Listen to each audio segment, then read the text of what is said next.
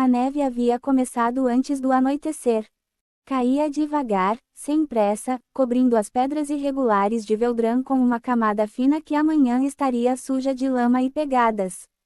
Era esse tipo de inverno, bonito por uma hora, feio pelo resto. A vila não tinha paciência para a neve. Tinha trabalho, tinha frio, tinha bocas para a alimentar. A neve era enfeite que ninguém havia pedido. Marta Voss fechou os postigos da janela da cozinha com mais força do que precisava. 53 anos, costas que doíam desde os 40, e ainda assim era ela quem ficava acordada enquanto as outras dormiam. Sempre havia algo, uma criança com febre, uma goteira no telhado do segundo andar, uma conta que não fechava no fim do mês. O orfanato de Veldran não era um lugar de bondade. Era um lugar de necessidade. Havia uma diferença, e Marta conhecia bem os dois lados dela. Ela despejou água quente na caneca, envolveu as mãos ao redor da cerâmica e ficou parada por um momento, ouvindo o silêncio do andar de cima. 12 crianças dormindo. 12 bocas que precisariam ser alimentadas de manhã com o que havia, mingau ralo, pão de ontem, se houvesse leite suficiente. 13 era número de má sorte, ela pensou, sem razão particular.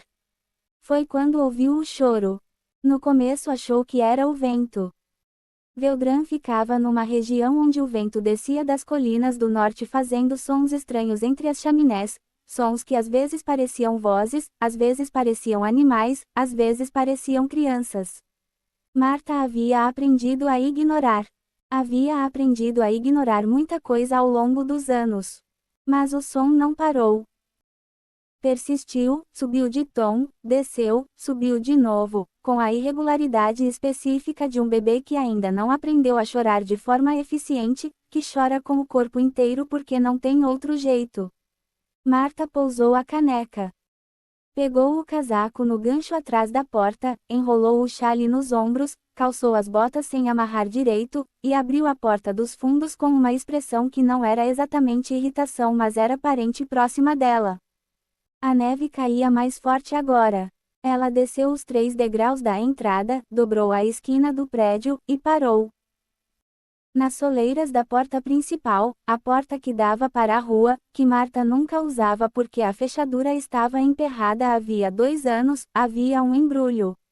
Um embrulho de lã grossa, cor de musgo escuro, da qual saía o choro. Marta ficou parada por um momento. A neve pousava nos seus ombros, no seu cabelo, e ela não se mexia. Olhava para o embrulho como quem olha para um problema que ainda não decidiu se vai encarar. Então o choro ficou mais alto, e ela foi. O bebê era pequeno demais. Essa foi a primeira coisa que ela pensou quando abriu o embrulho com dedos que ainda tentavam ser cuidadosos apesar de tudo. Pequeno demais, leve demais, com o rosto vermelho e enrugado de quem acabou de chegar ao mundo há muito pouco tempo e já estava insatisfeito com ele. Cabelos ruivos. Marta franziu o senho. Não era comum em Veldran. Não era comum em lugar nenhum do reino humano, na verdade, ela havia visto cabelos ruivos 3 vezes na vida, e 2 delas em Viajantes do Sul. No bebê, os cachos eram escuros ainda, úmidos, presos contra o crânio pequeno, mas inegavelmente ruivos. Ela inclinou a cabeça, e viu as orelhas. O frio que sentiu não era da neve. Marta havia saído de Veldran 2 vezes na vida, uma vez para o casamento da irmã em Carrate, uma vez para o funeral do pai numa vila ainda mais insignificante que a sua. Mas havia visto elfos antes. Havia visto 2, quando era jovem, passando pela estrada principal de Veldran em direção ao norte, altos, pálidos, com cabelos que pareciam prata derretida e olhos claros demais para serem reais. Havia ficado na janela olhando até sumirem, com a sensação estranha de ter visto algo que pertencia a outro mundo. Elfos tinham cabelos prateados, brancos, olhos que pareciam 2 pedaços de céu de inverno. O bebê na sua frente tinha cabelos ruivos e olhos que ela não conseguia ver ainda porque estavam fechados de tanto chorar. Mas as orelhas eram pontudas. Não muito, não o exagero que os desenhos nos livros mostravam. Eram sutis, uma curvatura que terminava em ponta leve, quase como se a natureza tivesse começado a fazer uma orelha élfica e mudado de ideia no meio. Mas estavam lá, inegavelmente lá. Marta fechou o embrulho de volta com um movimento brusco. O bebê chorou mais alto. Ela ficou parada na neve, segurando o embrulho na extensão dos braços, olhando para ele como se fosse uma caixa que podia ou não conter algo perigoso. A rua estava vazia. Claro que estava, quem andava por Veldran de madrugada no inverno? Deixa aqui, pensou, não é meu problema. Não assinei para isso. O bebê chorou. Alguém vai encontrar de manhã. O bebê chorou mais alto. Não é culpa minha se uma luz acendeu na janela da casa de Dora Fint, do outro lado da rua. A vizinha mais bisbilhoteira de Veldran, que dormia pouco e perguntava muito. Se Dora abrisse a janela e visse Marta voz parada na neve com um bebê na mão. Marta soltou um palavrão baixo, virou nas suas próprias botas e entrou, batendo a porta atrás de si com o ombro. Havia um papel dobrado dentro do embrulho. Ela só percebeu quando pousou na mesa da cozinha e começou a desembrulhar de novo, desta vez com a luz da lamparina. Papel fino, escrita pequena, letras que não pareciam humanas, muito regulares, muito inclinadas, como se a mão que as havia feito estivesse acostumada a uma língua diferente. Mas as palavras eram do reino humano, em língua comum, e outras palavras. Mais pressionado. Mais pressionado. Como se quem escreveu houvesse hesitado ali, como se aquela fosse a palavra mais difícil de todas. Marta dobrou o papel e o pousou na mesa. Então viu o colar. Estava enrolado no pescoço do bebê, não apertado, mas firme, como se tivesse sido colocado com cuidado por alguém que sabia que não podia apertar mas também não podia deixar solto. Uma corrente fina, de metal escuro que não parecia cobre nem ferro nem prata, e na ponta uma pedra verde. Verde como floresta funda. Verde como água de rio em dia nublado. Verde como algo que não pertencia a Veldran, que não pertencia a nenhum lugar que Marta conhecia. Ela estendeu a mão para pegá-la. Não por cobiça, pelo menos não imediatamente. Era o instinto de quem administrava um orfanato há 20 anos, quem havia aprendido que crianças chegavam com coisas que precisavam ser guardadas em segurança, catalogadas, preservadas. Uma pedra como aquela valia dinheiro. Dinheiro que o orfanato precisava. Seus dedos tocaram a pedra. Ela recolheu a mão com um grito abafado. Não era calor de fogo, era outro tipo de calor. Mais fundo. Como quando você coloca a mão perto de uma lareira e sente o calor antes de sentir a chama. Mas saía da pedra, concentrado, direto, como se a pedra soubesse que ela havia tocado. Marta olhou para os próprios dedos. Nenhuma marca, nenhuma bolha. Mas a sensação permanecia, subindo pelo pulso, e ela precisou apertar a mão contra o casaco por um momento. O bebê, Kael, o papel havia dito Kael, havia parado de chorar. Estava olhando para ela. Olhos verdes. Do mesmo verde exato da pedra. Grandes demais para o rosto pequeno, velhos demais para um recém-nascido, com uma qualidade que Marta não soube nomear mas que a desconfortou profundamente, como se o bebê a estivesse avaliando e ainda não tivesse decidido o veredicto. Para de me olhar assim, ela disse, em voz baixa. Kael continuou olhando. Marta ficou acordada até quase o amanhecer, sentada na cadeira da cozinha com o bebê no colo porque não havia berço vago e ela não ia acordar as crianças para arranjar um. Não porque quisesse. Porque ele havia voltado a chorar cada vez que ela o pousava, e o choro acordaria a casa inteira, e a casa inteira acordada às 3 da manhã era um problema maior do que um bebê no colo. Ela não o embalou, não cantou.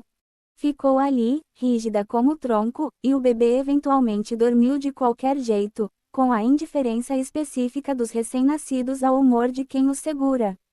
Marta olhou para ele dormindo. Cabelos ruivos. orelhas pontudas, pedra verde que queimava quem tentasse tocá-la. Uma maldição, ela pensou. Isso é o que é. Alguém deixou uma maldição na minha porta. Ela olhou para a janela. A neve havia parado. Lá fora Veldran dormia, pequena e insignificante e completamente alheia ao que havia chegado às suas soleiras. Ele não devia estar aqui, ela pensou. Não pertence aqui. Não pertence a nenhum lugar deste reino. Kael dormia com o punho fechado ao redor da corrente do colar, a pedra verde pressionada contra a palma minúscula, e não demonstrava nenhuma intenção de concordar com ela. De manhã, Marta reuniu as 3 cuidadoras na cozinha antes que as crianças acordassem. Brena, Sila e a velha Orma, que havia chegado ao orfanato como criança 40 anos atrás e nunca havia saído, como se o lugar houvesse simplesmente se tornado parte dela com o tempo. Marta pousou o embrulho na mesa. Deixou que vissem. O silêncio que se seguiu foi do tipo específico. O silêncio que se seguiu foi do tipo específico que precede uma recusa. Híbrido, disse Brena, que era a mais nova e a mais direta. Não era uma pergunta. As orelhas. Eu tenho olhos, disse Marta, seca. Então por que está aqui? Brena olhou para ela, não para o bebê. A lei é clara. Criança híbrida. A lei diz o que os lordes dizem, Marta a interrompeu. E os lordes ficam a 2 dias de cavalo daqui. O que eu faço com ele, Brena? Jogo na neve? Brena não respondeu, mas o silêncio dela dizia que não seria ela a primeira a jogar. Sila estava com os braços cruzados, olhando para o bebê com a expressão de quem olha para algo que preferia não ter visto. Orma ficou quieta, como sempre. Orma só falava quando tinha algo que valia a pena dizer, e aparentemente ainda não havia chegado lá. Alguém cuida dele, disse Marta. Não estou pedindo opinião. Estou informando. Então cuide a senhora, disse Brena. Eu administro este lugar. Vocês cuidam das crianças. É a função de vocês. De crianças humanas, Brena levantou da cadeira. Não fui contratada para criar maldição de meio-sangue. Se isso aqui fica, eu vou embora. Marta a olhou por um longo momento. A porta é aquela, disse, apontando. Você sabe o caminho. Brena não foi embora. Mas também não chegou perto do bebê naquele dia, nem no seguinte, nem nos que vieram depois. Foi Sila quem tentou pegar o colar. Não na frente de Marta, sozinha, mais tarde, quando foi deixar o bebê no berço improvisado que Orma havia arranjado com uma gaveta forrada de cobertores. Ela própria não saberia explicar porquê. Talvez curiosidade. Talvez a pedra verde capturando a luz da janela de um jeito que era difícil de ignorar. Ela estendeu a mão. Os dedos fecharam ao redor da pedra. O grito que soltou acordou 2 crianças no andar de cima. Sila ficou olhando para a própria mão por um longo momento, vermelha, latejando, como se houvesse segurado brasa viva.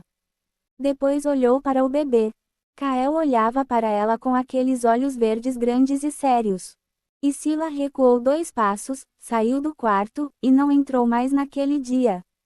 A notícia correu pelo orfanato com a velocidade que só rumores entre crianças atingem. Havia um bebê novo. Tinha orelhas de elfo. Tinha uma pedra no pescoço que queimava quem tocasse. Era uma maldição. Era um monstro. Era um presente ruim de algum deus que ninguém havia pedido. Marta ouviu os sussurros e não disse nada. À noite, quando a casa estava quieta de novo, ela foi até o quarto pequeno do fundo onde havia posto o bebê, longe das outras crianças, longe das cuidadoras que não queriam saber, longe de tudo que pudesse tornar a situação mais complicada do que já era. Kael estava acordado. Sempre parecia estar acordado quando ela chegava, como se soubesse. Ela ficou parada na porta por um momento, olhando para ele na gaveta forrada de cobertores, com o colar brilhando suavemente no escuro, um brilho fraco, quase imperceptível, verde e constante como uma brasa que não se apaga. Você não devia estar aqui, ela pensou pela segunda vez. Mas desta vez o pensamento não tinha a mesma certeza de antes.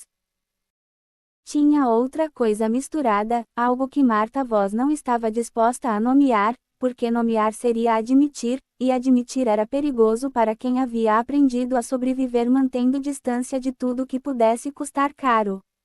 Ela apagou a lamparina do corredor. Fechou a porta.